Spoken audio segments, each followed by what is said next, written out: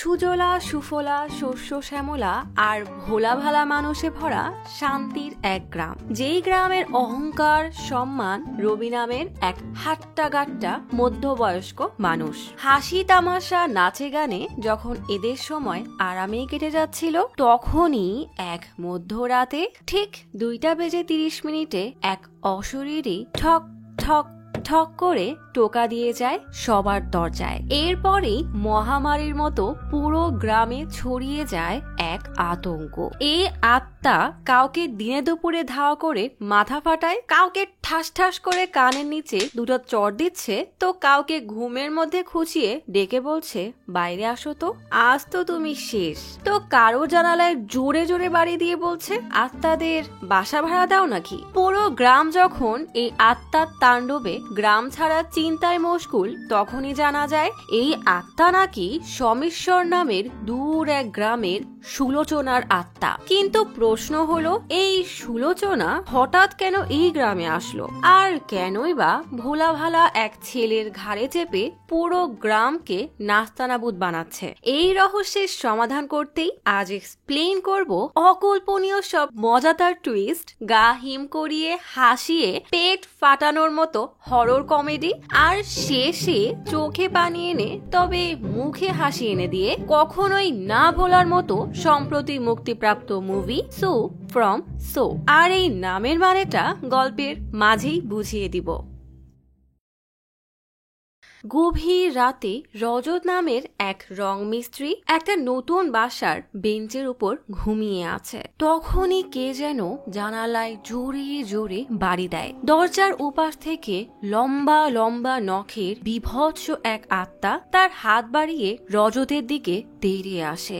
এমন ভয়ঙ্কর স্বপ্ন দেখে রজত ভয়ে আতকে ওঠে। গ্রামের আরেক বাসায় বয়স্ক এক মহিলা পানি নিতে বিছানার পাশের টেবিলের দিকে হাত বাড়ায়, কিন্তু বেচারি পানি পান করার আগেই মারা যায়। পরের দিন সকালে রজতের বাবা প্রকাশ গ্রামের সবাইকে কল দিয়ে বলে তার শাশুড়ি মারা গেছে। এই খবর জানাতেই সবাই প্রকাশের বাসায় ভিড় জমায়। রবি নামের কন্ট্রাক্টর তখন তার সাইটে কাজ করছে। সতীশ জানায় প্রকাশের শাশুড়ি গতকাল রাতে মারা গেছে। রজত তখন রঙের কাজ করছে। তখন সতীশ এসে রজতকে তার নানির মৃত্যুর খবর জানায়। প্রকাশের শাশুড়ির শেষকৃত্য শেষে গ্রামের সবাই আবারও যার যার কাজে ব্যস্ত হয়ে পড়ে। রবি এই গ্রামের বেশ গণ্যমান্য মানুষ, সবাই তাকে ভয় করে আবার শ্রদ্ধাও করে। কয়েকদিন পর প্রকাশের শাশুড়ির শ্রাদ্ধের অনুষ্ঠানে সবাই পেট পুড়ে খায়। শ্রাদ্ধের রাতে প্রকাশের শাশুড়ির ছবির সামনে বেশ ভালো ভালো খাবার সাজিয়ে রাখা হয়। কিছুক্ষণ পর রবি ঘরের দরজা বন্ধ করে সবাইকে বলে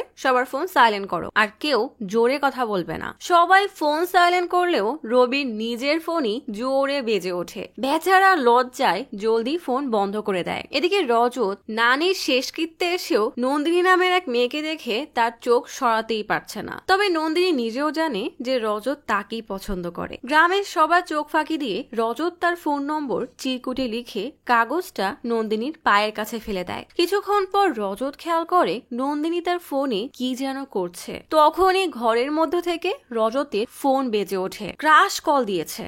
এখন কি আর দুনিয়ার কোনো বাধা তাকে আটকাতে পারবে? তাই সোজা ঘরে ঢুকে ফোনটা হাতে নিতেই দেখে নন্দিনী নয়, বরং কাস্টমার কেয়ার থেকে কল দিয়েছে। কেমনটা লাগে আপনারাই বলেন। রজত ঘর থেকে বের হতেই দেখে গ্রামের সবাই তার দিকে হা করে তাকিয়ে আছে। রবি জিজ্ঞেস করে ফোনটা এখন না আনলে কি এমন ক্ষতি হতো, বলেই তার মাথায় একটা থাপ্পড় মেরে সবার সামনে শাসিয়ে দেয়। রজতের রাগ হলেও কিছু না বলে আবারও উঠোনে এসে খেয়াল করে নন্দিনী আর আগের মতো তার দিকে তাকাচ্ছে না। তার দেওয়া চিরকুটটা এখনো অনাদরে মাটিতেই পড়ে আছে। এদিকে 10 মিনিট পার হতেই রবি ঘরের দরজায় টোকা দিয়ে বলে খাবার খাওয়া হয়ে গেলে আমরা কি আসতে পারি? সবাই ভেতরে গেলে রবি বাসার বাচ্চাদেরকে খাবারগুলো খেয়ে নিতে বলে। বাচ্চারা খাবে কি, তার আগেই বাসার বড়রা রাক্ষসের মতো খাবারের উপরে হামলে পড়ে। রাতে প্রকাশের শাশুড়ির মৃত্যুবার্ষিকী উপলক্ষে খাবারের আয়োজন করা হয়। খাবার খাওয়া শেষে সবাই আড্ডা দিতে বসে বলা বলি করে করে যখন মৃতদেরকে খাবারের জন্য ডাকা হয় তখন ঘরের ভেতরে যাওয়া উচিত না। কেউ ভেতরে গেলে মৃত মানুষের আত্মা তার উপরে ভর করতে পারে। রবি বলে আত্মাদের মাঝেও বেশ কিছু ভেরিয়েন্ট আছে। তাদের মাঝে এক প্রকার আত্মার নাম হলো মাস্তি। মাস্তি মূলত বয়স্ক মহিলার আত্মা, যার মাথা ভর্তি সাদা চুল, হাতে বড় বড় গর্ত আছে। তাই তুমি যদি তার হাতে একটা সিগারেট রাখো তাহলে সেটা মাটিতে পড়ে যাবে। তখন মাস্তি তোমাকে বলবে সিগারেটটা তুলে দিতে। তুমি যখন তুলে দিবে তখন সেটা আবারও তার হাত থেকে পড়ে যাবে। এভাবে 3 বার তুলে দেওয়ার পর আবারও যখন সিগারেটটা পড়ে যাবে তুমি বুঝবে ওটা একটা আত্মা। তুমি তখন আত্মাকে বলবে এবার তুমি নিজেই সিগারেটটা তুলে নাও। আর যখনই মাস্তি সেটা তুলতে যাবে তখনই তার চুলের মুঠি শক্ত করে চেপে ধরবে। সবাইকে ভয় পেতে দেখে রবি বলে না না, একদম ভয় পাওয়া যাবে না। তুমি যখন আত্মার চুলের মুঠি চেপে ধরবে তখন সে তোমাকে মধ্য সাগরে নিয়ে যাবে, তারপর সেখান থেকে কবরস্থানে। যদি একবার ভয় পাও তাহলে সেখানেই তোমাকে শেষ করে দিবে। তার দিকে তাকালে দেখবে তার চোখ দুটো রক্তের মতো লাল। তখনই গ্রামের একজন কেমন যেন অদ্ভুত আচরণ শুরু করে। তার ভাব দেখে মনে হচ্ছে যেন তার উপরই আত্মা ভর করেছে। সবাই তো ভয়ে কাঁপতে থাকে। দেখা যায় আসলে রবির এই গল্প শুনতে শুনতে সে নাকের ভেতরেই চাঁচু ঢুকিয়ে দিয়েছে। রবির কাজটা হলো এই গ্রামের আড্ডায় সবসময় এমন আলতো ফালতো গল্প বলে নিজেকে সাহসী আর জ্ঞানী প্রমাণ করা। তবে তার গল্প শুনে বোঝার উপায় নেই যে সে সত্যি বলছে না বানিয়ে বলছে। কয়েকদিন পর কন্ট্রাক্টর নবীনের বিয়ে। সে সবাইকে তার বিয়ের কার্ড খুব যত্ন করে দিলেও গ্রামের মুখ্য সূক্ষ্ম মানুষ কি আর এর মর্ম বুঝবে? তারা যে যার মতো সেটা দুমড়ে মুচড়ে ফেলে দেয়। কারণ বিয়ে মানে তো খাওয়া গুরুত্বপূর্ণ, কার্ড না। বিয়ের অনুষ্ঠানের পাশেই দেখতে দেখতে নবীনের বিয়ের দিন চলে আসে। বিয়ের অনুষ্ঠানের পাশেই ড্রিঙ্কসের দোকান দেখে রবি সতীশকে বলে গ্রামের ছেলেরা নিশ্চয়ই ওই দোকানের ভেতরেই আছে। দোকানের পেছনে বসে তখন রজত তার বন্ধুদেরকে নিয়ে আড্ডা দিচ্ছে। রজতের বন্ধুরা বলে রবি ভাই একাই 8-10 জনকে মেরে শুইয়ে দিতে পারে, তাকে মারবে এমন সাহস আর কারো আছে নাকি? রজত মনে মনে কি যেন ভাবতে থাকে। রাতে নবীনের দুলাভাই ভাবা বিয়ে অনুষ্ঠানে আসলে নবীন তাকে দেখে বেশ রেগে বলে এতক্ষণে তোমার আসার সময় হয়েছে। এই লোকটার কাজবাজ আসলেই পুরো উল্টাপাল্টা। বিয়ে বাড়িতে কিছু লোক আছে না যারা সব সময় মাতব্বারি করবে, এই লোকটা ঠিক তাদেরই মতো। ভাবটা এমন যে সে সারাদিন কাজ করে অনেক ক্লান্ত, তাই সুযোগ পেলে একটার পরে একটা ড্রিঙ্কস করতেই থাকে। অনুষ্ঠানে যে যাওয়ার মতো মন খুলে ধিনচাক নাচে ব্যস্ত, যেন সবাই এখানে নাচের মাস্টার। কিছুক্ষণ পর একটা লোক এসে ডিজেকে বলে রবি ভাই ডান্স করতে আসছে। সাথে সাথেই ডিজে গান চেঞ্জ করে রবির ব্যক্তিত্বের সাথে ম্যাচ করে এমন একটা গান ছেড়ে দেয়। রবি তাদের সাথে নাচবে এই কথা ভাবতেই গ্রামের সবাই তো খুশিতে হাততালি দেয়। কিন্তু রজত তো হিংসায় জ্বলে পুড়ে যাচ্ছে। একে তো রবি তার নানির শেষকৃত্যের রাতে তার মাথায় থাপ্পড় দিয়ে নন্দিনীর সামনে তার প্রেস্টিজ পাংচার করে দিয়েছে। দ্বিতীয়ত গ্রামের সবাই শুধু রবিকেই সম্মান করে। যাই হোক, গান চালু করে যেই না রবি মাইকেল জ্যাকসনের মতো নাচতে শুরু করে সবাই থমকে গিয়ে তার দিকে হা হয়ে তাকিয়ে থাকে। তখনই হিরো রজত এসে রবির সামনে দাঁড়িয়ে প্রভু দেওয়ার মতো নাচতে থাকে। হারানো সম্মান ফিরে পেতে নাচতে তো হবেই। তবে নাচের মাঝে রজত নন্দিনীর দিকে তাকাতে ভোলে না। গতকাল রাতে রজতের দেওয়া নাম্বার না নিলেও নন্দিনী নিজেও রজতের দিকে বারবার তাকাচ্ছে। এই মেয়েটা কি যে চায় তা সে নিজেও জানে না। যখন নম্বর দিল তখন নেয়নি, অথচ এখন ঠিকই ইশারা দিচ্ছে। বিয়ে থেকে ফেরার পথে উমেশ রজতকে জিজ্ঞেস করে আর কতগুলো ভিডিও ট্রান্সফার হতে বাকি। ফোনটা কে নিয়ে বলে বাকি ভিডিওগুলো কাজে এসে নিয়ে যাস বলেই শয়তানের মতো হেসে চলে যায়। এদিকে অনুষ্ঠানে গ্রামের লোকজনদের মাঝে প্রতিযোগিতা হচ্ছে যে কে দাঁত দিয়ে সবার আগে নারকেল ছিলতে পারে, মানে আর কিছু পাইনি। হঠাৎ একটা কল আসায় রবি সেখান থেকে উঠে বাসার পথে রওনা দেয়। কিন্তু বেচারা স্কুটি স্টার্ট দিতে গিয়ে মাতাল হয়ে সোজা সামনের গর্তে গিয়ে পড়ে। কিন্তু আর যাই হোক, নিজের ইমেজ তো ধরে রাখতে হবে। সবাই দৌড়ে আসলে রবি বলে তেমন কিছু না, স্কুটিটা ওখানে পার্ক করে রাখলাম আর কি। সবাই অবাক হয়ে ভাবে স্কুটি আবার কে শুয়ে পার্ক করে। যাই হোক, রবি তার সাথে কয়েকজনকে নিয়ে গ্রামের এক বাসায় আসে, আর এটাই সেই নন্দিনীর বাসা। নন্দিনীর বাবা রমেশ জানায় কয়েক মিনিট আগেরই কথা। প্রকাশ জিজ্ঞেস করে জানালার কি গ্রিল দেওয়া নেই নাকি। রমেশ জানায় কনস্ট্রাকশনের কাজ এখনো শেষ হয়নি, তাই জানালায় একটা কাঠের শীট দেয়া ছিল। বাসার মহিলারা ওদেরকে দেখলে ঠিকই চিনতে পারবে। আসলে মা তো গোসলের সময় চশমা পরে না, তাই ভালোভাবে দেখতে পাইনি। সতীশ বলে ছি, শেষমেশ একটা বৃদ্ধ মানুষকেও ছাড় দিল না। রবি রমেশের মাকে জিজ্ঞেস করে আপনি কি বলতে পারবেন ওরা কারা ছিল। রমেশের মা বলে পরের বার আসলে আমি ঠিকই ওদেরকে ভালোভাবে দেখব। সবাই আশ্চর্য হয়ে জিজ্ঞেস করে আপনি কি আবারও ওদের আসার অপেক্ষা করছেন। রমেশ বলে আসলে আমার মা বলতে চাচ্ছে এরপর সামনে আসলে সে তাদের ঠিকই চিনতে পারবে। সবাই তখন একটা টর্চ নিয়ে ওয়াশরুমের জানালার দিকে যায়। রবি টর্চ মারতেই সেখানে একটা শব্দ শুনে বলে কে রে ওখানে, কোন নির্লজ্জ বসে আছে। তখনই মাতাল সতীশ হেলে দুলে দাঁত বের করে এসে বলে আমি আসলে অন্য রাস্তা দিয়ে ঘুরে এসেছি। ইয়াদু নামের এক এক্স ব্যাংকার বলে থানায় কমপ্লেন করতে হবে। রবি রেগে বলে আমরা এখনো জানি না কাজটা কে করেছে, তাহলে কার নামে কমপ্লেন করব। নবীনের ভাতে তখন মাতাল প্রসাদ খুব ভাব নিয়ে বলে আমরা ফিঙ্গারপ্রিন্টের মাধ্যমে খুব সহজেই অপরাধীকে ধরতে পারবো। বলেই দেয়ালের উপরে উঠে চারপাশে হাত দিয়ে বলে নিশ্চয়ই ওই অপরাধী ফিঙ্গারপ্রিন্ট এভাবেই দেয়ালে লেগে আছে। রবি রেগে বলে এবার তো দেওয়ালে তোর ফিঙ্গারপ্রিন্টও পাওয়া যাবে। প্রসাদ বোকার মতো হেসে বলে আমি তো আপনাদের সামনেই দেয়াল ধরেছি, তার মানে একটা ফিঙ্গারপ্রিন্ট আমার আর আরেকটা ওই অপরাধীর। বাসার ভিতরে এসে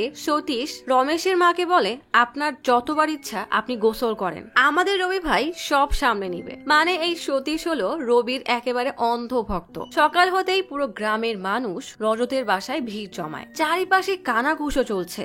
রাঘব খুব ভাব নিয়ে বলে গতকাল রাত 2টার সময় হঠাৎ একটা শব্দ শুনে আমি দৌড়ে বাইরে আসি। পাশ থেকে চন্দ্রা একজনকে ধরে রেখে বলে আমি গিয়ে পেছন থেকে এমন জাপটে ধরেছি। সে তো রক্তের মতো লাল চোখে আমার দিকে তাকিয়ে বলেছে আমাকে ছেড়ে দাও, কিন্তু আমি তার ঘাড় শক্ত করে ধরে রেখেছিলাম। ওর ভেতরে এত শক্তি এসেছে যে আমরা কেউ তাকে ধরে রাখতে পারছিলাম না। এদিকে রজতের ঘরের দরজার সামনে দুজন দাঁড়িয়ে আছে। রজতকে ঘুম থেকে উঠতে দেখে তারা দৌড়ে সেখান থেকে ভয়ে পালায়। রজত ঘুম থেকে উঠে আয়নার সামনে দাঁড়িয়ে মাথায় তিলক আর মুখে ছাই লাগানো দেখে গতকাল রাতে কি হয়েছে সেটা মনে করার চেষ্টা করে। আসলে গতকাল রাতে যখন উমেশ বাড়ি চলে যায় তখন রজত একাই বাসার পথে হাঁটা শুরু করে। রমেশের বাসার সামনে এসে ওয়াশরুমে জানালার দিকে তাকালে দেখে জানালায় কাঁচ নেই। ওয়াশরুম থেকে তখন লাক্সির গন্ধ ভেসে আসে।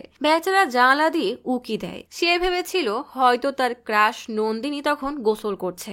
এরপর বিষয়টা জানাজানি হয়ে গেলে সবাই এই দিক সেদিকে খোঁজাখুঁজি করছিল। তখন রজত জঙ্গলের মাঝ থেকে সব দেখছিল আর শুনছিল। সবাই সেখান থেকে চলে গেলে রজত একটা কাপড়ে পানি দিয়ে দেওয়াল থেকে ফিঙ্গারপ্রিন্ট মোছার বৃথা চেষ্টা করে। তখনই রাঘব বাসা থেকে বের হয়ে পি করতে দাঁড়ায়। রাঘবকে দেখে রজত দৌড় দিতেই রাঘব চন্দ্রাকে ডাক দিয়ে রজতের পিছু করতে শুরু করে। গ্রামের অলি গলি দিয়ে পালানোর সময় রজত কুকুরের তাড়া খেয়ে আবারও উল্টো পথে চলে আসে। তাকে দেখে আসতে দেখে রাঘব আর চন্দ্রা দেয়ালের আড়ালে লুকিয়ে যায়। কাছাকাছি আসতেই রাঘব রজতকে খপ করে ধরে ফেললে রজত 2 হাত দিয়ে তার মুখ লুকানোর চেষ্টা করে, কিন্তু চন্দ্রা তাকে ঠিকই চিনে ফেলে। রজতকে এভাবে ছটফট করতে দেখে চন্দ্রা বলে আমার মনে হচ্ছে ওর উপর কোনো আত্মা ভর করেছে। আত্মার কথা শুনে রজতের মাথায় এবার শয়তানি বুদ্ধি আসে। সাথে সাথেই সে এমন ভাব করে যেন তার উপর সত্যি সত্যি আত্মা ভর করেছে। এরপর হঠাৎই রজত নিস্তেজ হয়ে মাটিতে বসে পড়লে চন্দ্রা বলে মনে হয় আত্মাটা চলে গেছে। এদিকে গ্রামের এক বৃদ্ধা লাঠিতে ভর দিয়ে রজতের বাসায় এসে বলে শুনলাম প্রকাশের ছেলেকে নাকি আত্মা ভর করেছে, তা সে কোথায়? রজত বিরক্ত হয়ে বলে আমিই তো প্রকাশের ছেলে। মহিলাটা এবার তার দিকে তাকিয়ে ভয়ে দৌড়ে বাইরে এসে বলে বাপরে বাপ, এমন ভয়ঙ্কর কিছু আমি তো জীবনেও দেখিনি। অথচ সে ঠিক মতো কিছু দেখতেই পায় না। তবে তার কথা শুনে গ্রামের এক মহিলা দেয় ভোদর, মানে কান নিয়ে গেছে চিলে এমনই অবস্থা। এদিকে রজত রান্নাঘর রান্নাঘরে এসে খাবার খুঁজছে। বাবা মা আর ছোট বোন মিলি দরজার কাছে উকি দিয়ে ভয়ে দাঁড়িয়ে আছে। রজত তাদের দিকে তাকিয়ে খুব শান্তভাবে বলে, খাবার কোথায়? রজতের বাবা তাড়াতাড়ি বাইরে এসে বলে, ওর মাথায় যে তিলক দিয়েছিলাম সেটা মুছে ফেলেছে, তাড়াতাড়ি একজনকে ওর মাথায় তিলক দাও। কিন্তু কেউ ভয়ে রজতের কাছে যেতেই চায় না।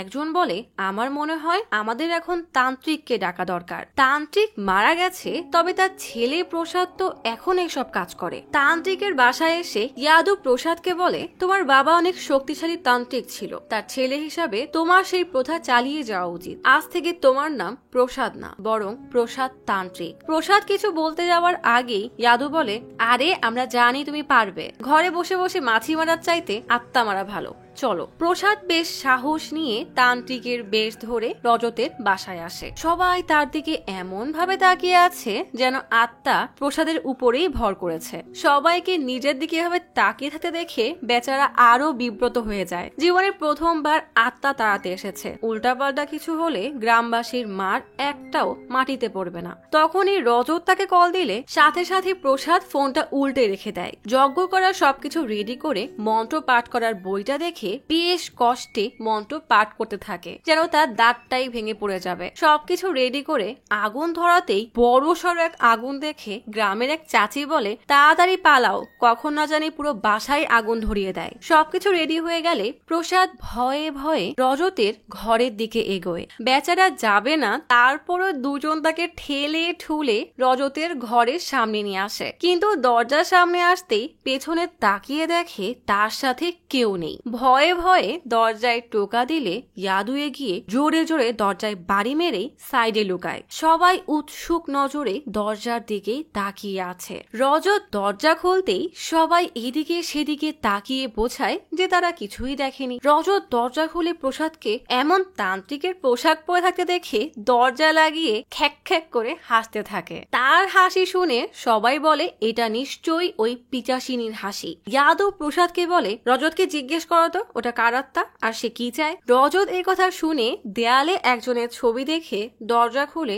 মাথা বের করে ইয়াদুর দিকে তাকিয়ে বলে, আমি কল্পনা। এই কথা শুনে ইয়াদু, যে এতক্ষণ খুব ভাব নিয়ে সব সামলাচ্ছিল, সে তো এক দৌড়ে বাড়ি থেকে পালিয়েই যায়। তান্ত্রিকের ছাই উড়ে গিয়ে গ্রামের এক মহিলার উপরে পড়লে সে নিজেই এবার ভূতের মতো সাদা হয়ে যায়। সবাই বলা বলি করে, রজত কার কথা বলল? সেই ছাই মাখা মহিলা কানে কম শোনে, তবুও খুব ভাব নিয়ে বলে, রজত তো সুলোচনার নাম বলল। রজত কিন্তু বলেছে কল্পনা, কিন্তু এই পাকনা মহিলা সেটা না শুনেই সুলোচনার নাম বলে দেয়। রজতের বাবা আর মা বলা বলি করে, এই নামে তো আমাদের পরিচিত কেউ নেই। ইয়াদু দড়ি ধরে ঝুলতে ঝুলতে প্রসাদকে বলে, সুলোচনার বাসা কোথায় সেটা জিজ্ঞেস করো তো। প্রসাদকে ভয় পেতে দেখে ইয়াদু নিচে নেমে বলে, তুই কেন ভয় পাচ্ছিস? তুই না তান্ত্রিক, যা জিজ্ঞেস কর। প্রসাদ দরজায় টোকা দেওয়ার আগেই রজত দরজা খুলে হাতের ইশারায় বলে, যা এখান থেকে। ইয়াদু এবার রজতের বাবাকে জিজ্ঞেস করে, আপনাদের পারিবারিক শেষকৃত্য কোথায় হয়? রজতের বাবা জানায় সে তো সোমেশ্বর গ্রামে হয়। ইয়াদু এবার পাকনামি করে বলে, তাহলে আত্মা সোমেশ্বর গ্রাম থেকেই এসেছে। এই কথা শুনে গ্রামের এক লোক সবাইকে বলে, সুলোচনা সোমেশ্বর গ্রাম থেকে এসেছে, মানে সুলোচনা ফ্রম সোমেশ্বর। আর এই কারণেই এই গল্পের নাম হয়েছে শু ফ্রম শো। রাতে রবি রজতের বাসায় আসলে রজতের বাবা বলে, আত্মাটা ঠিক খাবার সময় এসেই হাজির হয়, খাওয়া দাওয়া করেই চলে যায়, আমাদের একটুও বিরক্ত করে না। রজতের মা বলে, ছেলেটার চেহারা দিন দিন ওই বুড়ির মতো হয়ে যাচ্ছে, চোখ দুটো রক্তের মতো লাল হয়ে যাচ্ছে। দিনের বেলা তো আমি জানলা থেকে উকি দিয়ে দেখি ওই ডাইনি রজতের ফোনে স্ক্রল করছে, এটা কোনো কথা? রবি খুব ভাব নিয়ে বলে, দেখি সকাল হতে হতে কিছু করা যায় কিনা। কিন্তু পাশ থেকে সতীশ বলে, এসব সমস্যার সমাধান রবি ভাই একাই করে দিতে পারে। রবি আর কি করবে, বেচারা নিজেই পড়ে যায় বিপদে। কিছু কিছু সময় এমন চামচাদের লাফালাফির কারণে নেতাদের নিজেরই বিপদে পড়তে হয়। রবি ধীরে ধীরে রজতের ঘরের দিকে এগিয়ে যায়। কি আর করবে, মান সম্মান তো রাখতে হবে। দরজায় নক করে রজতের নাম ধরে ডাকতেই রজতের মা বলে, ওর নাম ডেকে লাভ কি, ওর ঘাড়ে তো সুলোচনার আত্মা আছে। রবি রজতকে বলে, বাইরে আসো, আমার হাতে কোনো মন্ত্রপুত পানীয় বা কিছুই নেই, আজকে ছুটির দিন, তখনই রজত দরজা খুলে বের হতেই যে যেদিকে পারে দৌড়ে পালায়। রজত কোনো কথা না বলেই চুপচাপ এসে সোফায় বসে পড়ে। রবি ভয়ে ভয়ে এসে রজতের পাশে বসে বলে, আমি জানি না তুমি কে, এই পরিবারের লোকজনও তোমাকে চেনে না, এখন তুমি আমাদেরকে বলো তুমি কে আর কি চাও। রজত ভং ধরে বসে থাকলে রবি তার কাঁধে হাত রেখে বলে, চিন্তা করো না, সব ঠিক হয়ে যাবে। রবি রজতের শরীরে হাত না দিয়ে আঙ্গুল দিয়ে টোকা দিচ্ছিল। রজতের চেহারা দেখে বোঝাই যাচ্ছে সে কিছু একটার জন্য অপেক্ষা করছে। রবি রজতের শরীরে হাত রাখতেই রজত রেগে রবির হাত মুচড়ে বলে, মেয়ের শরীরে হাত দেওয়ার সাহস তুই কোথায় পেলি? তারপর পরপর রবির গালে ঠাস ঠাস করে কষে দুইটা চড় মারে। রবি রেগে রজতের দিকে তাকাতেই রজত মাথা ঘোরার ভান করে পড়ে যায়। মানে রজত সুযোগ বুঝে রবিকে মেরে সেই রাতের বদলা নিয়ে নিল। গ্রামের সবার চোখে রবি বেশ শক্তিশালী আর সম্মানীয়। সেই রবিকে রজতের মতো একটা বাচ্চা ছেলে দুইটা চড় মেরেছে। সবাই তো হতভম্ব হয়ে তার দিকে তাকিয়ে থাকে। পরের দিন সকালে রবি দোকানে আসলে এক অন্ধ বৃদ্ধ লোক বলে, সঞ্জীব তুই এসেছিস তাই না? এই গ্রামে তো শুধু সঞ্জীব আর রবির কাছেই স্কুটি আছে। রবি তো আর লজ্জায় এদিকে আসবে না। শুনেছি গত রাতে কেউ ওকে কষে দুইটা থাপ্পড় মেরেছে। আমার মতে তো ঠিকই করেছে। রবির সাহস কত যে একটা মেয়ের গায়ে হাত দেয়? এত বয়স হয়ে গেল তাও যদি বিয়ে না করে তাহলে তো স্বভাব এমনই হবে। সঠিক সময় বিয়ে করলে আজ রবিকে আর অন্য মহিলার আত্মার মার খেতে হতো না। লজ্জায় অপমানে রবির মনে হয় এখনই মাটিতে মিশে যেতে। রাগে গজগজ করতে করতে হাঁটা দিলেও কিছুক্ষণ পরেই মনে পড়ে, আরে আমি তো স্কুটি রেখেই চলে এসেছি। সবাই তখন রবিকে ফলো করছে। না জানি কখন সে রাগে ফেটে পড়ে। রবি গটগট করে হেঁটে স্কুটি নিয়ে বের হয়ে যায়। সবাই দৌড়ে এসে সেই লোকটাকে বলে, এতক্ষণ তুমি সবকিছু রবিকেই শুনিয়েছ, এখন একটু মুখ বন্ধ রাখো তো। গ্রামের বিজ্ঞ বিজ্ঞ ভাব নেওয়া ইয়াদু মন্দিরের সামনে এসে একটা গোল না ঠিক চারকোনা মিটিং বসায়। চন্দ্রা বলে, এই লোক তো ঘুরে ফিরে সেই 1985 সালের কমিটির কথাই তুলবে। হয়ও ঠিক তাই। চন্দ্রা মুচকি হাসতে থাকে। ইয়াদু বেশ ভাব নিয়ে বলে, আমরা গভীরভাবে স্পষ্টভাবে সুনিশ্চিতভাবে এটাই ভেবেছি আমাদের একজন ভালো ওঝাকে ডেকে আনতে হবে। তখনই পাশে বসা প্রকাশ তাকে কয়েকটা ধাক্কা দিলে মনে পড়ে, ওহো সে তো এই মিটিং ডেকেছিল প্রকাশের পারিবারিক সমস্যা সমাধান করতে। তখনই পেছনে রবির স্কুটির হর্ন শুনে সবাই ইয়াদুকে বাদ দিয়ে সেদিকে তাকালে এত কষ্টে অর্জিত মনোযোগ আবারও ফিরে পাওয়ার জন্য ইয়াদু বলে, আহা সে তো এখানেই আসবে, সবাই এদিকে তাকান। রবি আবার এসব ইয়াদু ফিয়াদুকে গোনে না। সে সোজা টেবিলে এসে বলে, হালিয়া নাগারি থেকে কারুন কারা গুরুজিকে ডেকেছি।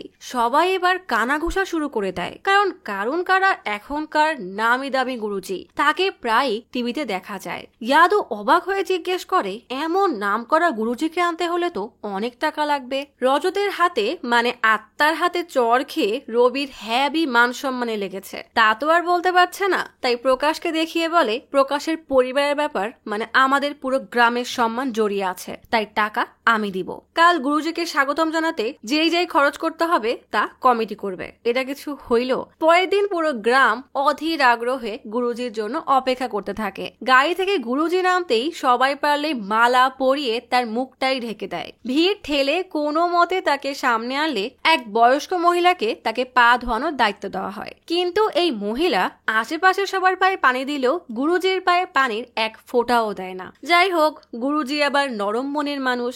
হাসি মুখে শান্তি কামনা করে তার বিশেষ আসনে বসে। রজত বিরক্ত হয়ে তার সামনে বসে আছে আর গুরুজি মন্ত্র পড়তে পড়তে চোখ উল্টানোর ভং ধরেছে, যেন একদম আত্মার 14 গোষ্ঠীকে তাড়িয়ে দিবে। রজতের হঠাৎ চোখ পড়ে নন্দিনীর উপরে। তার মাথায় সিঁদুর। বেচারা মন খারাপ করতেই যাবে, তখনই নন্দিনীর দাদিকে দেখে তার তো হালুয়া টাইট হয়ে যায়। সেদিন তো এই মহিলাই বলেছিল যে সেই ছেলেকে একবার দেখলেই চিনে ফেলবে। রজত মান সম্মান হারানোর ভয়ে দেয় ভোদর। ভং ধরা গুরুজি সামনে রজতকে না দেখে নিজেই অবাক হয়ে যায়। গ্রামের সবাই তার দিকে সন্দেহ চোখে তাকিয়ে আছে। এটা দেখে পরিস্থিতি সামাল দিতে বলে, আহা, আত্মা আমার শক্তিশালী মন্ত্র সহ্য করতে পারেনি, তাই পালিয়ে গেছে বলেই খ্যাক খ্যাক করে হেসে দেয়। এবার খুব গম্ভীর ভাব নিয়ে বলে, এই আত্মা হলো সু ফ্রম সো, মানে সুলোচনা ফ্রম সমেশ্বরা, এটাই তো তার নাম, তাই না?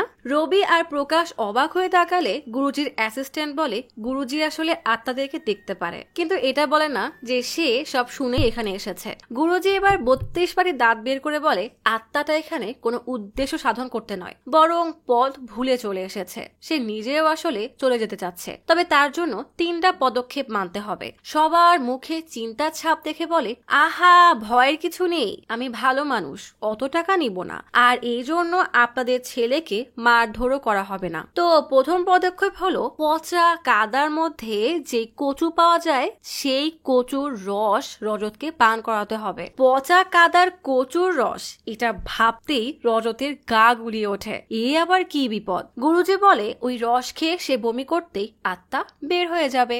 এরপরও যদি আত্মা না বের হয়, তাহলে মন্দির থেকে 2 থেকে 3 সেন্টিমিটারের ছোট ছোট 3টা পাথর এনে সেগুলো দড়িতে বেঁধে রজতের পিঠে ঠাস ঠাস করে মারতে হবে। এটা শুনেই রজত পিঠ ব্যথায় বাকিয়ে যায়। গুরুজি বলে, এরপরও যদি আত্মা না বের হয়, তাহলে গ্রামের মন্দিরের সামনে জ্বলন্ত কয়লা রাখতে হবে। এরপর সেই কয়লার উপরে তাকে রুটি বেলার মতো গোল গোল ঘুরাতে হবে। এ কথা শুনে রজত বেচারা তো বারবিকিউ হওয়ার ভয়ে বেহুশ হয়ে দরজার উপরেই পড়ে যায়। এত জোরে শব্দ হওয়ায় সবাই ভয় পেয়ে গেলে গুরুজি হেসে বলে, এই শব্দ হয়েছে মানে কাজ হয়ে যাবে। নাও মিস্টার রজত, মিথ্যা নাটকের ফল এবার কড়ায় গন্ডায় বুঝতে পারবে। পরের দিন সকাল হতেই গ্রামবাসী কাজে নেমে পড়ে। একজন গ্রামের সবচেয়ে দুর্গন্ধযুক্ত মাটি থেকে কচু গাছ তুলে আনে। রজতের ঘুম ভাঙতেই দেখে তার 2 হাত চিকন বাঁশে বেঁধে প্রকাশ আর রাঘব তাকে টেনে নিয়ে যাচ্ছে। বাকিরা সারা ঘর ধোঁয়ায় ভরে ফেলেছে। রজতকে কোনো রকমের টেনে উঠোনের চেয়ারে বসিয়ে এক সসপেন ভর্তি কাঁচা কচুর জুস আনা হয়। এসব দেখে বেচারা রজত ভয়ে মুখ বন্ধ করে রাখলে প্রকাশ একটা সেফটি পিন দিয়ে তার মাজায় খোঁচা দেয়। বেচারা ব্যথায় আ করতেই 1 গ্লাস কচুর জুস তার মুখে ঢেলে দেওয়া হয়। এভাবেই অত্যাচার করে করে পুরো সসপেনের জুস তাকে খাইয়ে দেওয়া হয়। তাকে টেনে আনতেই বেচারা গড় গড় করে বমি করে দেয়। কি ভেবেছেন একদিন এই অত্যাচার শেষ? না না না, ওই দেখেন বারান্দা ভর্তি সেই পচা কচুতে ভরা। প্রতিদিন সকালে প্রকাশ আর রাঘব রজতকে তুলে এক সসপ্যান ভর্তি জুস খাওয়ায়। খাওয়াতে খাওয়াতে বারান্দা ভর্তি কচুই শেষ হয়ে যায়। আর বেচারা রজত তো বমি করতে করতে নাড়ি ভুড়ি বের হয়ে আসার উপক্রম। দেখো আত্মা সাজার মজা কেমন। বমি টমি শেষ হলে মা হলুদ পানি নিয়ে গোসল করাতে আসে। প্রকাশ আর ছোট্ট মিলি লাক্স নিয়ে দাঁড়িয়ে আছে। এত অত্যাচারের মাঝেও রজত তার সামনে নন্দিনীকে কল্পনা করে একটু খুশিই হচ্ছিল।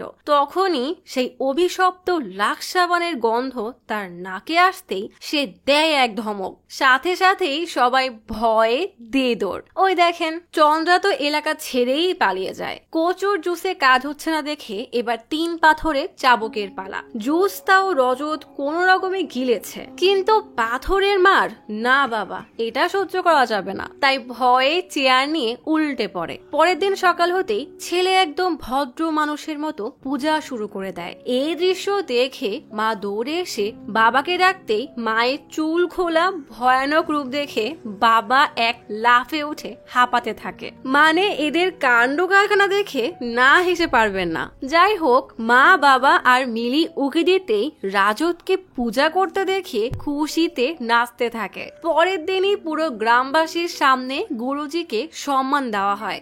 এত বড় সমস্যা থেকে গ্রামকে বাঁচিয়েছে, সম্মান না দিলে হয় নাকি? টাকা পয়সার হিসাব মিটিয়ে হাসি মুখে গুরুজিকে বিদায় দেওয়া হয়।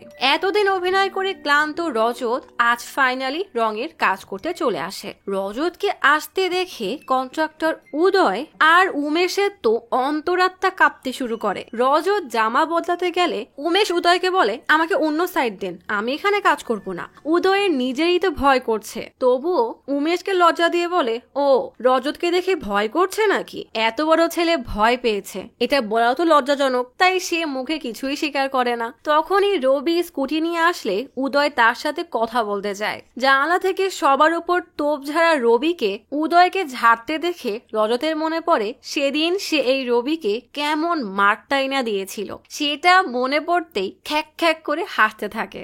এমন একটা ফাঁকা ঘরে তার উপরে এত জোরে হাসছে যে তার প্রতিধ্বনি শুনলে মনে হচ্ছে কোনো শাকচুন্নি হাসছে। পেছনে উমেশ তখন রঙের ডিব্বা এনে দাঁড়িয়ে রীতিমতো কাঁপছে। রজত তাকে জানালায় আসতে বলতেই আর দেখে কে, উমেশ তো রং টং সব ছুঁড়ে ফেলে চিৎকার করে দেয় এক দৌড়। রজত বোকার মতো তাকিয়ে থাকে। সে নিজেও জানে না এরপর তার সাথে আর কি কি হতে পারে। যাই হোক, পরের দিন সকাল সকাল রজত দুধওয়ালা ভাট্রের থেকে দুধ নিয়ে বের হতেই বাসার ভেতর থেকে ভাট্রের স্ত্রী চিৎকার করে বলে তাদের সুস্থ সবল বাছুরটা মারা গেছে। ভাট্রের সন্দেহ চোখে রজতের দিকে তাকিয়ে থাকে। রজত বোকার মতো হাসতে থাকে। সেখান থেকে ফেরার পথে এক পিচ্চিকে খড়ের গাদার পাশে আগুন জ্বালাতে দেখে তাকে ঝাড়ি দিতেই সে কাগজে আগুন ধরিয়ে সেটা ফেলেই দৌড় মারে। দূর থেকে এক মহিলা কাপড় নাড়তে নাড়তে অবাক হয়ে রাস্তায় দাঁড়ানো রজতকে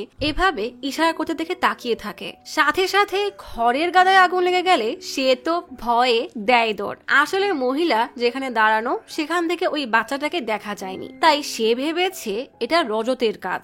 বেচারা ভোলা ভালা রজতের নামে আবারও গ্রামে গুঞ্জন শুরু হয়ে যায় যে রজতের শরীরে এখনো আত্মা আছে। ব্যাস, আবারও গুরুজিকে ডেকে আনা হয়। রজতের বাসার সামনে গ্রামবাসী জড়ো হয়ে যায়। আর রজতের বন্ধু উমেশ সে তো ভয় পেয়ে জ্বরে আধমরা হয়ে গেছে। উফ, এই পুরো গ্রামটাই একটা কমেডি। গুরুজি তো হ্যাবি বিরক্ত, তার মুখে আর আগের মতো সেই হাসি নেই। রজত বলে, দেখেন গুরুজি, আমি একদম সুস্থ, আমার মধ্যে কোনো আত্মা নেই। বলেই মন্ত্রপুত ছাই মাথায় লাগিয়ে বলে, এই দেখেন আমার কোনো সমস্যা হচ্ছে না। এত বড় টাকার উৎস কি আর হাতছাড়া করা যায়? তাই সে হ্যাবি ভাব নিয়ে বলে, আমি জীবনে অনেক আত্মা দেখেছি, কিন্তু এমন নাটকবাজ আত্মা জীবনেও দেখিনি। এটা এখন শুধু প্রকাশের সমস্যা না, পুরো গ্রাম এখন হুমকির মুখে। রজত গুরুজিকে যতই বোঝানোর চেষ্টা করে যে সে সুস্থ, গুরুজি ততই জোরে চিৎকার করে বলে, কোথায় সে সুলোচনার বাসা, তার পরিবারকে খুঁজে নিয়ে আসো। রজত বিরক্ত হয়ে গুরুজির কাছে গিয়ে জিজ্ঞেস করে, কেন এমন করছেন? ভয়ে গুরুজি তার মুখের উপরে ছাই ছিটিয়ে দেয়। ইয়াদু আবারও তার চার কোনা মিটিং বসায়। আগের মতোই স্পষ্ট, নির্দিষ্ট, সুস্পষ্ট নানা কথা পেঁচিয়ে 1984 সালের কমিটির কথা তুলতেই রবির ধৈর্যের বাঁধ ভেঙে যায়। টেবিলে জোরে এক বাড়ি দিয়ে উঠে বলে, সোমেশ্বর গ্রামে কারোর আত্মীয় আছে? রবিন উঠে বলে, আমার দুলাভাই ভাবা তো ওখানেই থাকে। রবি বলে, ঠিক আছে, সোমেশ্বরে যেতে একটা কমিটি লাগবে। চন্দ্রা, তোমার অটো লাগবে। পাশ থেকে রবির চামচা সতীশ বলে, আমিও এই কমিটিতে আছি। ইয়াদু কমিটিতে না থাকতে পেরে মন খারাপ করে বসে থাকে। তখন এই রবি তাকে কমিটিতে জয়েন করিয়ে অটোতে করে রওনা দেয় সোমেশ্বর গ্রামে। গ্রামে পৌঁছাতে নবীন বলে, ভাবা আমাদেরকে এই দোকানে দাঁড়াতে বলেছে। তখনই দোকানে দয়া নামের এক লোক আসলে রবি বেশ ভাব দেখিয়ে জিজ্ঞেস করে, এখানে সুলোচনা নামের কেউ থাকতো নাকি? দয়া বলে, একজন তো কৃষ্ণার স্ত্রী, সে আরেক গ্রামে আছে। আর একজন আছে যে আন্নাকে বিয়ে করেছে, তাকে আমরা সুলাকি বলি। রবি বলে,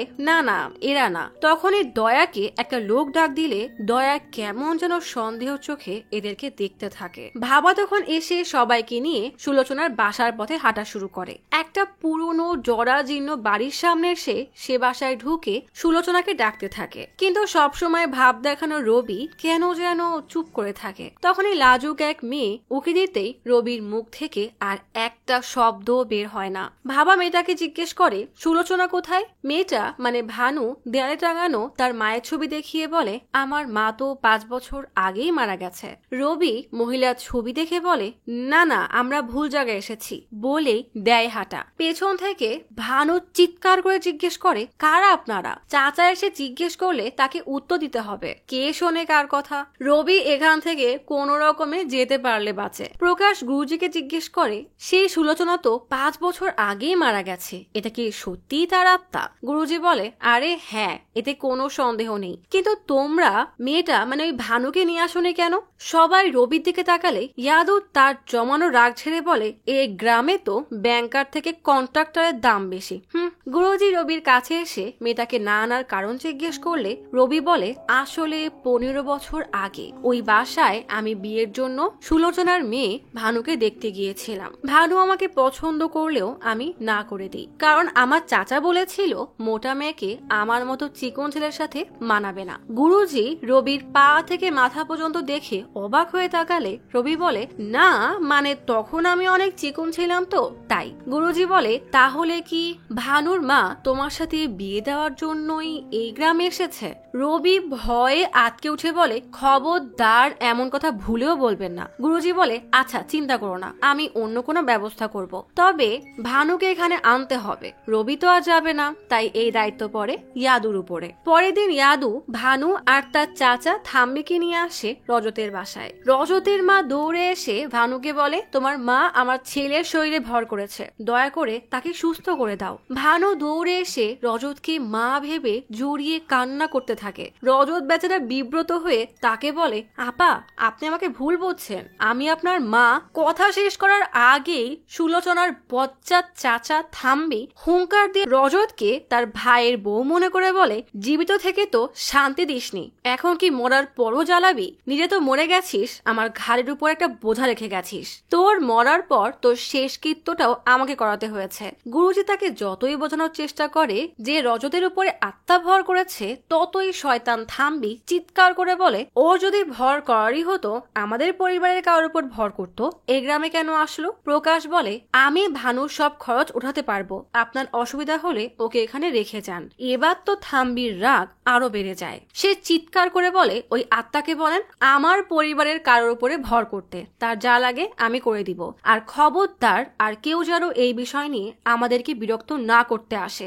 বলেই ভানুকে বের হতে বলে চলে যায়। ভানু অসহায়ের মতো কান্না করতে করতে তার পিছু পিছু যায়। বেচারা রজত ভানুকে কিছুই বলতে পারে না। পরের দিন সকাল হতেই মা সারাদিনের খাবার বানিয়ে প্রকাশ আর মিলিকে নিয়ে বের হয়ে ঘরের দরজায় তালা মেরে দেয়, যেন রজত এই ঘর থেকে বের না হতে পারে। রজত ঘুম থেকে উঠেই ঠিক করে এভাবে আর চলতে দেওয়া যাবে না, এবার তার কাছের কাউকে সত্যিটা বলতেই হবে। কিন্তু বের হতে গেলে লক্ষ্য করে দরজায় তালা দেওয়া। আর কোনো উপায় না পেয়ে চিলেকোঠা বেয়ে বাইরে আসে। তবে আশেপাশের সব বাসায় তালা দেখে বেশ অবাক হয়ে যায়। তখনই সাইকেলে গণেশকে আসতে দেখে তাকে ডাক দিতেই সে তো ভয়ে সাইকেল ফেলে বাবা মা 14 গোষ্ঠীর নাম নিয়ে দেয় ভোদর। রজত মন খারাপ করে বন্ধু প্রসাদের বাসায় এসে বসে থাকে। প্রসাদ ঘুম থেকে উঠে চিল করতে করতে বের হতেই পাশ থেকে রজতের ডাক শুনে একদম আটকে ওঠে। রজত বিরক্ত হয়ে জিজ্ঞেস করে, তুই কি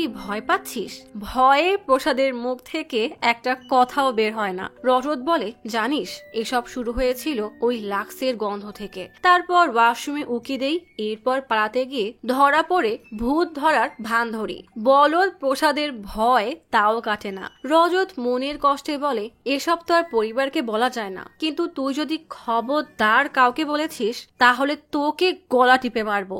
এমনি বেচারা ভয়ে শেষ, তার উপরে ফাঁকা বাসায় এভাবে গলা টিপলে সেখানে কি আর থাকা যায়? প্রসাদ তো মা বাঁচাও বলেই জোরে দেয় দৌড়। এই গ্রামে কেউ কারোর কথাই শুনতে চায় না। এদিকে অটো ড্রাইভার চন্দ্রা তার প্রিয় রুহাবচার শরবত 10 টাকা দিয়ে কিনে খুব সাবধানে একটা চুমুক দিতেই যাবে, তখনই রজত সাইকেল নিয়ে এসে জিজ্ঞেস করে, মন্দিরে কি আজ কোনো পূজা হবে নাকি? সব বাসায় তো তালা মারা।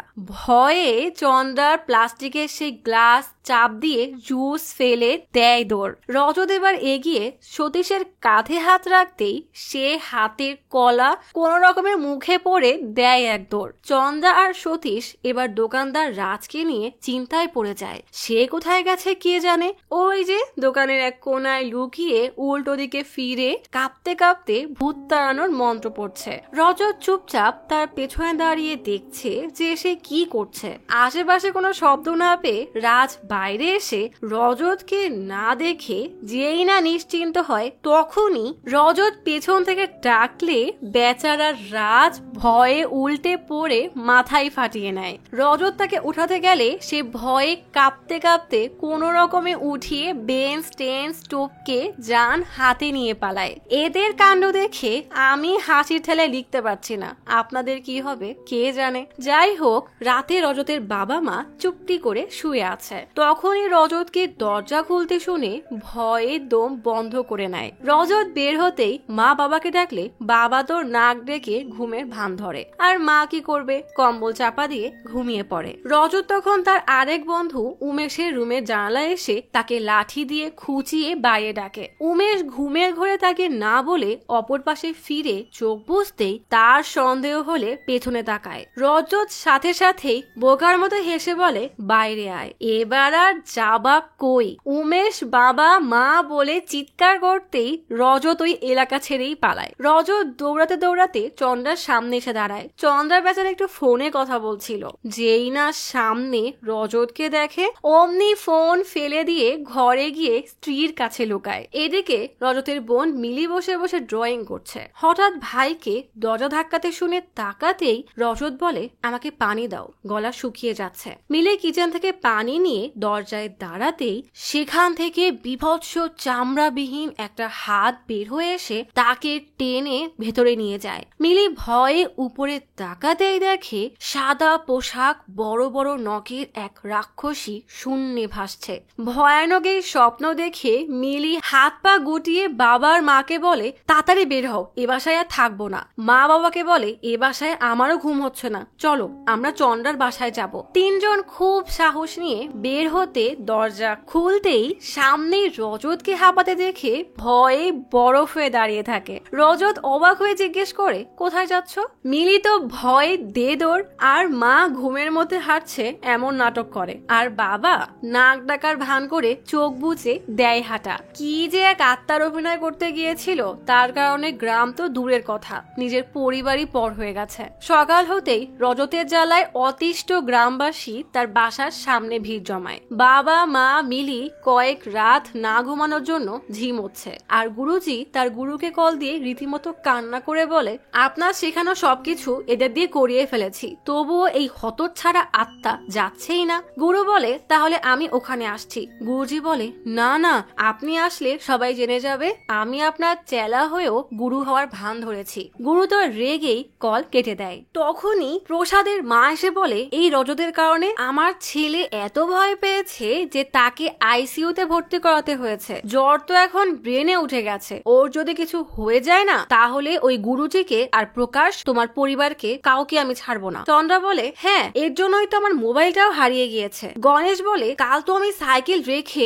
মরতে মরতে ছুটেছি। সবার রাগ এবার গিয়ে পড়ে গুরুজির উপরে। সবার একটাই দাবি নতুন কাউকে আনতে হবে, একে দিয়ে কিচ্ছু হবে না। দোকানদার রাজ বলে কাল তো রজতের জন্য মাথা ফেটে গেছে, যদি আমি মরে যেতাম তাহলে আমার স্ত্রীর কি হতো? চন্দ্রা বলে কি আর হবে, আর একটা বিয়ে দেওয়া লাগতো। এদের সব হট্টগোল রজত আর সহ্য করতে না পেরে বাইরে এসে এক ধমক দিয়ে সবাইকে চুপ করাতে গেলেই এতক্ষণ গলা ফাটিয়ে চিৎকার করা সবাই তো এক দৌড়ে যে যার বাড়ি চলে যায়। রজত বেচারা বোকার মতো দাঁড়িয়ে থাকে। গুরুজি এবার এতটাই ত্যক্ত বিরক্ত যে রাগের মাথায় একটা গাছের ডাল ভেঙে রজতকে পিটি দিতে দিতে ঘরের মধ্যে নিয়ে এসে বলে আর কত জ্বালাবি তুই? তোর জন্য আমার ব্যবসা একদম বন্ধ হয়ে যাচ্ছে, কেউ আর আমাকে সম্মানও করবে না। রজত আর সহ্য করতে না পেরে লাঠি কেড়ে নিয়ে গুরুজিকে উল্টা মারতে শুরু করলে ব্যথায় বেচারা গুরুজি জলদি রজতকে কোনো রকমে লাঠি দিয়ে ফেলে দরজার কুণ্ডলি লাগিয়ে বাইরে এসে ছোট বাচ্চার মতো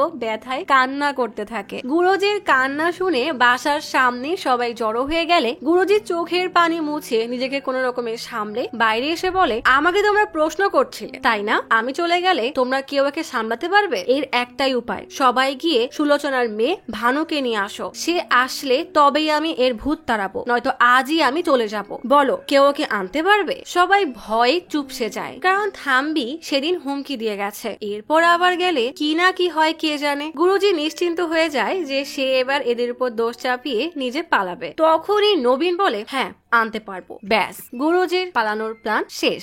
সমস্যা হলো বলে তো দিয়েছে, কিন্তু এরা কি আদেও আনতে পারবে? অটো ড্রাইভার চন্দ্র এসে জানায় সে ভানুর চাচা থাম্বিকে ওই সমেশ্বর গ্রামের বড় গুন্ডা দয়ার সাথে রাস্তায় মারামারি করতে দেখেছে। এমনকি লোকজন মারামারি থামাতে গেলে দয়া এসে বলে এসব আমাদের ব্যাপার, কেউ আমাদের মাঝে আসবে না। পেছন থেকে আরেকজন এসে বলে এরা এমনই, মারামারি করে রক্তারক্তি কাণ্ড বাঁধাবে আর একে অপরকে ছাড়া বাঁচবেই না। সবাই এই কাহিনী শুনে বুঝে যায় এদের দ্বারা কিছুই হবে না, তাই চলে আসে রবির কাছে, কারণ রবি তো এদের একমাত্র শক্তপোক্ত ব্যক্তি। কিন্তু রবির তো আবার হ্যাবি রাগ, গ্রামের লোক যদি কিছু বলে দেয় আর রবি রাগের মাথায় একটা মেরে বসে, তাহলে তো দুই গ্রামে অশান্তি শুরু হয়ে যাবে। চন্দ্রা বলে তাহলে তো ভানুকে ওদের অজান্তেই আনতে হবে, আর তার জন্য থাম্বি থেকেও বড় মাপের বদমাইশকে লাগবে। বদমাইশের নাম শুনতেই নবীনের মনে পড়ে যায় তার দুলাভাই ভাবার কথা। এটা কোনো কথা? ব্যাস, পরের দিনই ভাবা থাম্বি থেকে লুকিয়ে ভানুকে নিয়ে এসে বলে তোমাদের কাছে বিকাল 5টা পর্যন্ত সময় আছে, থাম্বি বাসায় যাওয়ার আগেই আমাদেরকে ফিরতে হবে। সবাই এখানে থাকলে মান সম্মান হারাতে পারে, তাই গুরুজি সবাইকে যার যার বাসায় পাঠিয়ে দেয়। গুরুজি ভানুকে সাইডে নিয়ে বলে যখন আমি এভাবে আশীর্বাদ দেওয়ার জন্য হাত উঁচু করব, তুমি বুঝে নিবে আমি নিজের সম্মান বাঁচাতে তোমার পায়ে পড়ছি। সবাই তো মনে করে গুরুজি আশীর্বাদ দিয়ে উদ্ধার করে দিচ্ছে। এদিকে গুরুজি তখন কান্না কান্না কণ্ঠে বলে এখানের পরিস্থিতি আমার নিয়ন্ত্রণের বাইরে চলে গেছে। আমি আবার এদের কথা দিয়েছিলাম আত্মা না ছাড়িয়ে গ্রাম ছাড়বো না, এখন নিজেই ফেসে গেছি। সবাই আমাকে টিভিতে দেখে বড় গুরুজি মনে করছে, বাস্তবে আমি চাকরি হারিয়ে এক গুন্ডা থেকে লোন নিয়ে ফেসে গেছি। এখন তো বাসায়ও যেতে পারছি না, বউ বাচ্চা উঠতে বসতে গালি দেয়। তুমি আমার শেষ ভরসা, তোমার মায়ের সাথে কথা বলে তাকে বুঝিয়ে জিজ্ঞেস করো সে কি চায়, দরকার হলে আমি আরেকটা লোন নিয়ে তার সব ইচ্ছা পূরণ করে দিব, তবুও সে যেন ওই ছেলেকে ছেড়ে দেয়। আমার সম্মান বাঁচাও বোন। ভানু কোন রকমের মাথা নাড়িয়ে রজতের কাছে আসে। মাকে এত বছর পর দেখে ভানুর চোখে পানি চলে আসে। রজত বিরক্ত হয়ে বলে দেখেন, ওদের কারো কথায় বিশ্বাস করবেন না, আমার মধ্যে কোনো আত্মা নেই। আমি তো কথা শেষ করার আগেই ভানুর চোখ ছলছল করে ওঠে। ভানু বলে সত্যি কি মিথ্যা তা আমি জানি না, আমি শুধু জানি আমার মন বলছে আমার মা এখানেই আছে। রজত রেগে আরেকদিকে তাকিয়ে গজগজ করতে থাকে। ভানু বলে মা তুমি চলে যাওয়ার পরে আমি যে কতটা একা হয়ে গেছি তুমি জানো না। আমাদের নারকেল বাগানের উপরও আমার কোনো অধিকার নেই, ওই নারকেল গুলো থাম্বি চাচা বেচে দেয়, বাবার তো কোনো খোঁজই নেই। থাম্বি চাচা বাজার তো এনে দেয়, কিন্তু তুমি তো জানোই তার চরিত্র কত খারাপ, দিন দিন তার বাজে ব্যবহার বেড়েই চলছে। ভানুর চোখ থেকে টপ টপ করে পানি পড়ে। এই প্রথমবার ভানুর একাকিত্ব আর অসহায়ত্ব বুঝে রজতের মন নরম হয়ে যায়। সে চুপ করে তার কষ্টের কথা শুনতে থাকে। দেখতে দেখতে কেটে যায় অনেকটা সময়। গুরুজি আশেপাশে চন্দ্রাকে না দেখে জিজ্ঞেস করে সে কোথায়। নবীন চন্দ্রাকে কল দিয়ে দেখে তার তো ফোনই বন্ধ, তার মানে এই বদ লোক থাম্বির ভয়ে পালিয়ে গেছে। অটোর ব্যবস্থা তো করা যাবে, কিন্তু যেই ভাবা তাকে নিয়ে যাবে তাকেও পাওয়া যায় না, তাই নবীন তার বাসা থেকে তাকে আনতে যায়। গুরুজি তখন ভেতরে গিয়ে ইশারায় ভানুকে নিয়ে আসে, কারণ তার নিজেরই এখন রজতের ভয়ে কাঁপাকাঁপির অবস্থা। কিন্তু ভানু রজতকে তার মায়ের আত্মা কখন বের হবে তা না জিজ্ঞেস করে নিজে দুঃখ কষ্ট এমনকি পাড়ার প্রতিবেশী কে কোথায় কি করছে সব গল্প শুনিয়ে এসেছে। গুরুজির রাগে দাঁত কিরমির করে বলে কাল এসে তোমার মা কবে যাবে সেটা জিজ্ঞেস করবে, ঠিক আছে? মায়ের সাথে কথা বলে ভানুর মুখে স্বস্তির হাসি ফুটে ওঠে। এদিকে নবীন বাসায় গিয়ে দেখে ড্রিঙ্কস পাগল ভাবা বাসায় কোন কোনায় ড্রিঙ্কস পেয়ে তা খেয়ে সোফার কোণে উল্টে পড়ে আছে। নবীন রেগে এসে গুরুজিকে বলে ওই ভাবা ভানুকে তো নিয়ে যাওয়া দূরের কথা, নিজেই 2 কদম হাঁটার মতো অবস্থায় নেই, এবার কি হবে? কারণ সময় মতো ভানুকে বাসায় না পৌঁছে দিলে থাম্বি এসে ঝামেলা শুরু করে দিবে। গুরুজি বাধ্য হয়ে রবিকে বোঝাতে যায়, কিন্তু ভানুর নাম শুনতেই রবির হাত পা কাঁপাকাঁপি শুরু হয়ে যায়। সে মানা করলেও দুষ্টু গুরুজি এসে সবার সামনে বলে রবি রাজি। বেচারা লজ্জায় গ্রামের সিংহ একদম ভেজা বেড়াল হয়ে যায়। ভানু কোন রকমে স্কুটির পেছনের চাকা ধরে স্কুটিতে বসে। চায়ের দোকানে একদিন যারা রবিকে বিয়ে কেন করানি তা নিয়ে মজা নিচ্ছিল, সেই রবির পেছনে মেয়েকে দেখে হা হয়ে তাকিয়ে থাকে। এরপর রোজ এমনই চলতে থাকে। ভানুকে নিয়ে আসা হয় সে রজতের মধ্যে মায়ের আত্মা আছে সেই বিশ্বাসে তার সুখের দুঃখের গল্প বলে, রান্না করে মজার মজার খাবার খাওয়ায়, আর রজত চুপ করে সব শোনে। আর বিকাল হলেই রবি ভানুকে বাসায় পৌঁছে দেয়। একদিন ভানুকে নামিয়ে দিতেই ভানু জিজ্ঞেস করে করে, বহু বছর আগে আপনি আমাকে দেখতে এসেছিলেন তাই না? রবি কোনো রকমে হ্যাঁ বললে ভানু বলে, আপনারাই তো প্রথম এসেছিলেন, তাই ভালো করেই মনে আছে। রবি দ্রুত গাড়ি এগিয়ে মুচকি হাসে। এদের দুজনের মনেই প্রেমের লাড্ডু ফুটতে শুরু করে। আমাদের রজত ভাইও ধীরে ধীরে ভালো মানুষ হয়ে যাচ্ছে। ফোন থেকে সব পচা ভিডিও ডিলিট করে দেয়। একদিকে ভানু রবির জন্য অপেক্ষা করছে, তো অপরদিকে রবি স্কুটি ধুয়ে চকাচক করে নতুন শার্ট পরে আয়নার সামনে দাঁড়িয়ে পাঙ্কু পঙ্কুতে ব্যস্ত। তার সময় যেন কাটতেই চায় না। এখন আর রবিকে আড্ডায় পাওয়া যায় না, সে সারাদিন ভানুকে নিয়েই ব্যস্ত। এদিকে গুরুজি সে ভানুকে ইশারা করলে ভানু বলে এখনো কোনো কিছুই জানা যায়নি। রবি রোজ লুকিং গ্লাসে ভানুকে পথের এক মন্দিরে প্রণাম করতে দেখে। আজ ফাইনালি স্কুটি ঘুরিয়ে মন্দিরের সামনে দাঁড়ায়, এমনকি তার হেলমেটটাও নিজে না পরে ভানুকে দেয়। রবির এসব ছোট খাটো যত্ন ভানুর জীবনটাকে জাদুময় করে তোলে। তবে সেদিন বাসায় ফেরার পথে বাসার সামনের দোকানদার তাদের স্কুটিতে একসাথে দেখে কেমন ভাবে যেন তাকায়। রাতে রজতের বাবা মানে প্রকাশ স্ত্রী আর মেয়েকে নিয়ে আসে, কারণ মিলি ওই বাসায় ঘুমাতে ভয় পাচ্ছে, তাই সে এখানে ঘুমাবে। মা মিলির মাথায় এক গুঁতা দিতেই মিলি বলে আমি মায়ের সাথেই ঘুমাবো। এই বাহানায় মাও বসে পড়ে। বেচারা প্রকাশ পড়ে যায় বিপদে। সে বলতেও পারছে না যে তার ভয় করছে, আবার একা ওই তার বাড়িতে ঘুমাবে সেটা তো অসম্ভব। তাই বুদ্ধি করে চন্দ্রাকে বলে তুমি আমার সাথে চলো, একসাথে অনেক গল্প করব। চন্দ্রা কি আর ওই বাড়ি যাবে নাকি, তাই সে প্রকাশকেই এই বাসায় থাকতে বলে। এদিকে বাসার দরজা তো বাইরে থেকে আটকানো, আর রজত জানেও না যে বাসায় কেউ নেই। হঠাৎ পানি পান করতে উঠে এত রাতে দরজা খোলা দেখে বাইরে এসে দেখে পুরো বাসায় সে ছাড়া আর কেউ নেই, এমনকি দরজাও বাইরে থেকে আটকানো। এতদিন সবাই আত্মার ভয় দেখিয়ে রজত নিজেই ভয়ে কাঁপতে থাকে। তার বারবার মনে পড়ে ভানুর কথা। ভানু বলেছিল তার বিশ্বাস তার মা এখানেই আছে। বেচারা কি যে করবে বুঝতে না পেরে তিলক লাগিয়ে আলো বন্ধ করতেই তার মনে হয় আলনার পাশে কে যেন দাঁড়ানো। জলদি আলো জ্বালাতে দেখে নিজের জামা আর কালো প্যান্ট। রেগে মেগে সব কাপড় ফেলে বিছানায় বসতেই মনে হয় উপর থেকে কেউ আসছে। খাটের নিচ থেকে পা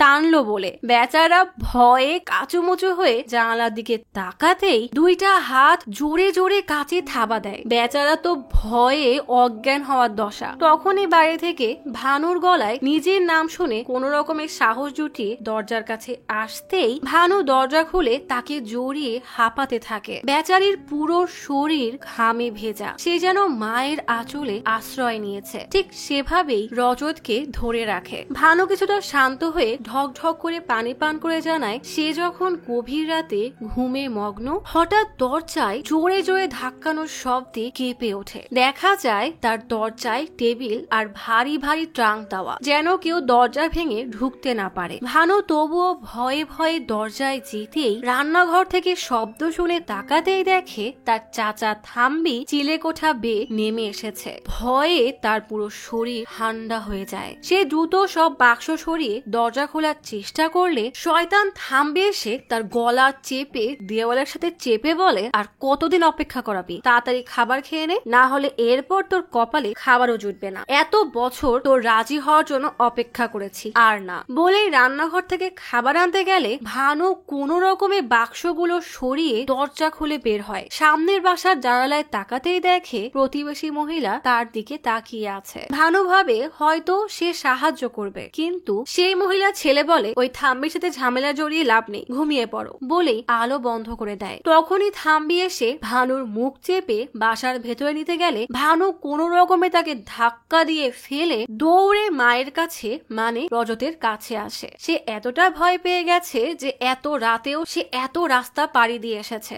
এমন ভয়ানক ঘটনা শুনে রজত হতবাক হয়ে তাকিয়ে থাকে। ভানু বলে আশেপাশের সবাই রোজ এসব দেখে, কিন্তু কেউ প্রতিবাদ করে না। চাচার নিজেরই দুইটা মেয়ে আছে, তার স্ত্রী আছে, সবাই এসব শুনেও নিশ্চিন্তে ঘুমায়। সকাল হতেই সবার রূপ বদলে যায়। চাচি এসেই আমাকে বাজে বাজে কথা শোনাবে, অথচ আমি যখন চিৎকার করে সাহায্য চাই তখন কেউ এগিয়ে আসে না। চাচার লোক লজ্জায় কয়দিন আমাকে বিরক্ত করবে না, তারপর আবারও একদিন আসবে। এভাবেই আমি ভয়ে ভয়ে নিজের সম্মান বাঁচিয়ে 5টা বছর কাটাচ্ছি। মা যখন বেঁচে ছিল চাচা তখনও আমি ঘুমালে এমনই করতো, গোসলে গেলে লুকিয়ে দেখার চেষ্টা করতো। এর এরা কি আদেও মানুষ?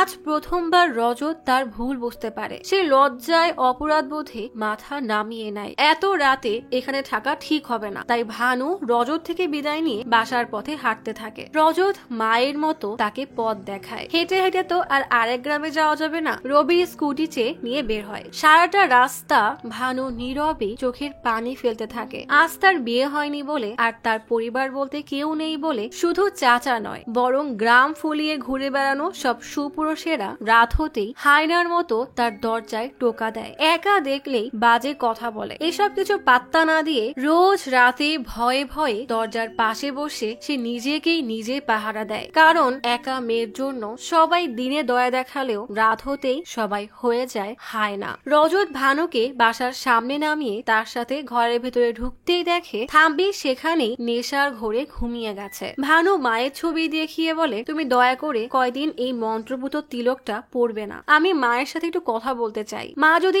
একবার এসে ভয় দেখায় তাহলে চাচা কেন, গ্রামের আর কেউ এই বাড়ির সীমানা পার করার সাহস করবে না। রজত ভানুর অসহায় চাহনির দিকে তাকিয়ে থাকে। পরের দিন সকাল হতেই সবাই রাজের দোকানের সামনে জড়ো হয়। রবি আসতেই সবার একটাই প্রশ্ন যে রবির স্কুটি কই। রবি বলে, গত রাত যে কতটা ভয়ঙ্কর ছিল তা ভাষায় বোঝানো যাবে না। গভীর রাতে 2টা কি 2:30 বাজে। হঠাৎ দরজায় টোকা শুনে খুলতেই রজতকে দেখে আমি তো ঘেমে নিয়ে শেষ। তোমরা তো জানোই আমি ভয় পাই না, কিন্তু গত রাতে আমি সত্যি অনেক ভয় পেয়েছি। ভয়ে দরজা আটকাতেই শুনি রজত মানে সুলোচনার আত্মা বলছে তার স্কুটি লাগবে, সে তার মেয়েকে বাসায় নামিয়ে দিয়ে আসবে। অথচ আমি তাকে ছাড়া আর কাউকে দেখিনি। ভয়ে চাবি জানালা দিয়ে ছুঁড়ে মারতে দেখি স্কুটি আর রজত দুজনেই গায়েব। এ কথা শুনে সবাই তো ভয়েই শেষ। এদিকে গুরুজি, ইয়াদু আর গ্রামের মহিলারা বাসার সামনে ভিড় জমিয়েছে। গুরুজির গুরু ফাইনালি এতদিন পরে আসতে রাজি হয়। আর আমাদের এই গুরুজির শিষ্যরা তো ভয় আগেই পালিয়েছে। তখনই রজতকে জানালা দিয়ে হাঁটতে দেখে ইয়াদু যেই না বলে রজত আসছে, সবাই তো পরে। সাহসী গুরুজি সবার আগেই ধুতি তুলে দেয় দৌড়। সেই সুযোগে রজত কিচেনে গিয়ে কি যেন নিয়ে আসে। আয়নার সামনে দাঁড়িয়ে ভাবে, ভানু বলেছিল মা একবার আসলে চাচা আর বাকিরা আমার বাসায় আসার সাহস পাবে না। কিছুক্ষণ পরে ইয়াদুর চিৎকারে সবাই রজতের বাসার দরজায় তাকিয়ে দেখে রজত আজ সুলোচনার বেশ ধরে বের হয়েছে। সারা মুখে চন্দনের প্রলেপ, কপালে বড় টিপ, গেঞ্জির উপর শাড়ি, হাতে চুড়ি। এই খবর চন্দ্রাকে তার স্ত্রী কল দিয়ে বলতেই রাস্তায় হই হুল্লো দেখে সবাই হতবাক হয়ে তাকাতেই দেখে রজত সুলোচনার বেশে স্কুটিতে। রবিকে দেখে সেখানে দাঁড়িয়ে কিছুক্ষণ রবির জন্য অপেক্ষা করে। রবি তো বোকার মতো তাকিয়েই থাকে, তাই একাই রওনা দেয়। প্রকাশ রবির কাছে সাহায্য চাইলে সে দ্রুত আরেক স্কুটিতে করে রওনা দেয়। বাকিরা 2 অটোতে করে রওনা দেয়। এদিকে সকাল হয়ে গেছে। থাম্বির স্ত্রী এসে নিজের স্বামীকে ঠিক না করে উল্টা ভানুকেই গালি দেয়। ভানু সব শুনেও না শোনার ভান করে থাকে। তখনই অদ্ভুত বেশে রজতকে দেখে অবাক হয়ে তাকালে রজত এক ঝাড়ি দিতেই মহিলাটা ভয়ে দে দৌড়। থাম্বি তখনও সেখানেই ঘুমিয়ে আছে। রজত ভেতরে এসে দরজা লাগিয়ে দিয়ে থাম্বির বুকে এক লাথি দিয়ে বলে, আমি সুলোচনা। ভানু খুশিতে মা বলে কান্না করে দেয়। আর রজত থাম্বির গলায় পাড়া দিয়ে কষে কষে চড় মারতে মারতে বলে, আমার মেয়ে তোর মেয়ের বয়সী না, তুই ওর জীবনটা জাহান্নাম বানিয়ে রেখেছিস কেন? ভানু কান্না করতে করতে হাসতে থাকে। রবি সহ বাকিরা অবাক হয়ে গেটে দাঁড়িয়ে বোঝার চেষ্টা করে যে ভেতরে কি হচ্ছে। ভানু বলে, আপনার লজ্জা করে না? নিজের মেয়ের বয়সী মেয়ের দিকে বাজে নজরে তাকান। ছি। রজত একটা নারকেল নিয়ে বলে, আমি আমার মেয়েকে আমার সাথে নিয়ে যাব, আর যদি কোনো মেয়ের দিকে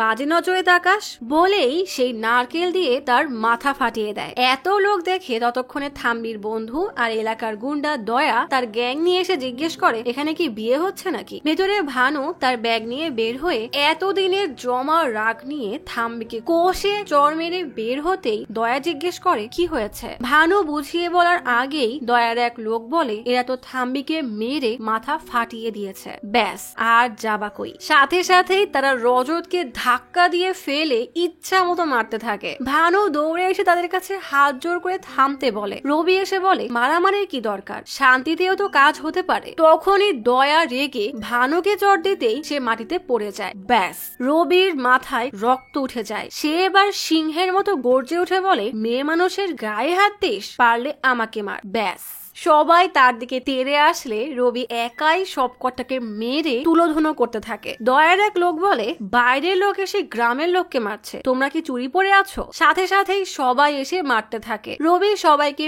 মেরে উল্টে দিলেও আচমকা একজন তার বুকে মোটা কাঠ দিয়ে মারতেই সে আর উঠতে পারে না। রবিকে মার খেতে দেখে রজত তেড়ে আসতেই আর একজন তার গলা চেপে ধরে। এবার কি আর চুপ থাকা যায়? রজত আর রবির গ্রামের সবাই নেমে এলোপাথারি ভাবে মারতে থাকে। রবির নজর হঠাৎ ভানুর উপরে পড়তেই দেখে সে এসব দেখে ভয়ে কাঁপছে। রবি চিৎকার করে সবাইকে থামতে বলে আমি কতবার বলবো যে আমরা এখানে মারামারি করতে আসিনি। আমাদের গ্রামের এক ছেলের উপরে ভানুর মায়ের আত্মা ভর করেছে, সে তার মাকে নিয়ে যেতে চায়। আমরা সবকিছু ওই থাম্বিকে বুঝিয়ে বলেছিলাম, দেখছেন না আমাদের ছেলের কি হাল হয়েছে। আমরা ভানুকে নিয়ে যাব, যদি সুস্থভাবে কথা বলতে পারেন তবেই আসবেন, না হলে মারামারি আমরাও কম পারি না। এক লোক বলে এরা আমাদের গ্রামে এসে যা খুশি তাই করছে কেন? তার মা বলে সবাই তো যার যা খুশি বলবে, কিন্তু আসল কথা হলো ওই মেয়েটা কি চায়, সে যা চায় সেটাই হলো ভালো। রজত ভানুকে তার সাথে আসতে বললে ভানু হাসি মুখে ব্যাগ নিয়ে রজতদের গ্রামে চলে আসে। রজতের মধ্যে সুলোচনার আত্মা আছে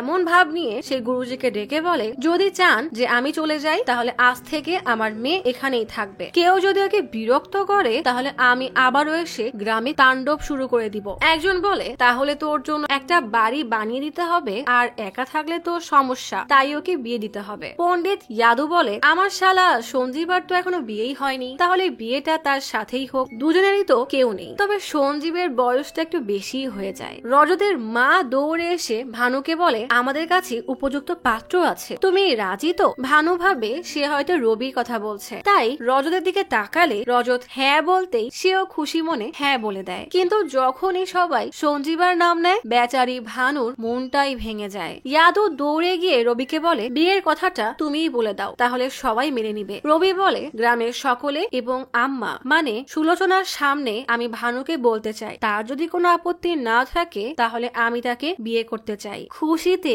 ভানু চোখে পানি চলে আসে। ভানু রজতের দিকে তাকিয়ে হাসতে হাসতে হ্যাঁ বলতেই সবাই খুশিতে নাচানাচি শুরু করে দেয়। বেচারা সঞ্জীব বলদের মতো তাকিয়ে থাকে, এ জন্মে হয়তো তার আর বিয়ে হবে না। রজতের মনে হয় আত্মা সেজে সে তাহলে অতটাও ভুল করেনি। পরের দিনে খবরে ছাপা হয় মৃত মা তার কুমারী মেয়েকে বিয়ে দিতে 5 বছর পর ফিরে এসেছিল। কিছু গল্প কখনোই পুরনো হয় না, এটা তেমনই একটা গল্প। আমার বিশ্বাস এই গল্প যতবার দেখবেন একইভাবে হাসবেন, কাঁদবেন, আর শেষে মুখে একটা তৃপ্তির হাসি ফুটে উঠবে, যেমনটা আমার মনে হয়েছিল।